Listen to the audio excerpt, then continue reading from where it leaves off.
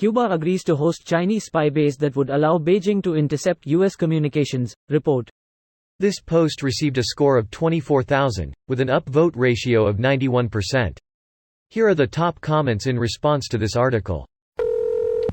What are we seriously going to do to Cuba though? Double embargo them? Double secret embargo. Hashtag CIGARHOOOUUUUSSSE. Cheese it. Guys, I live in Florida, so if you tell me what they're monitoring, I'll fart real loud into that frequency or whatever.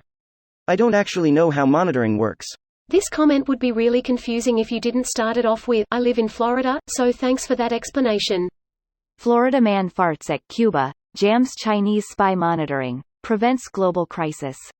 You're welcome, Florida man. That would be a total Florida man thing to do. His sheer lack of giving a shit both giveth and taketh. Just an FYI for some people in this thread. Fidel has been dead since 2016 and Raúl retired in 2018. The Castros aged out. Well, Mariela Castro is still an advocate for LGBT rights in Cuba, so they still have one foot in the door. A Castro being pro-LGBT?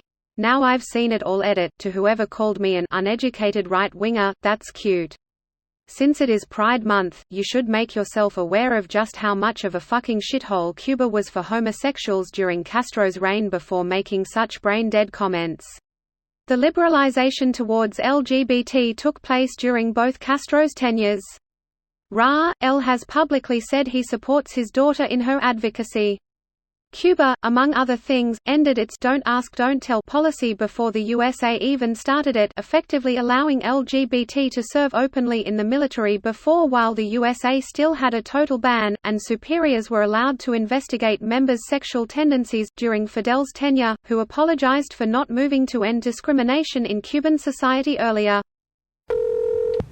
Too bad Trump reversed all of the Obama admin efforts to normalize relations with Cuba in 2017. Florida as important to elections. Southern Florida does not want embargo lifted. Not complicated. Lol, those Cubans in South Florida WILLL never vote for a Democrat.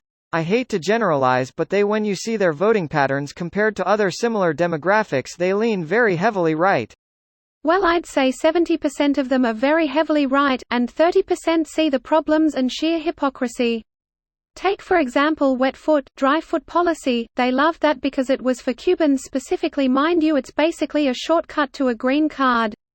They love it when Cubans are able to come to Florida, but they hate the Mexicans. Cuban Americans basically hate all Latin Americans, except for some people from places like Venezuela.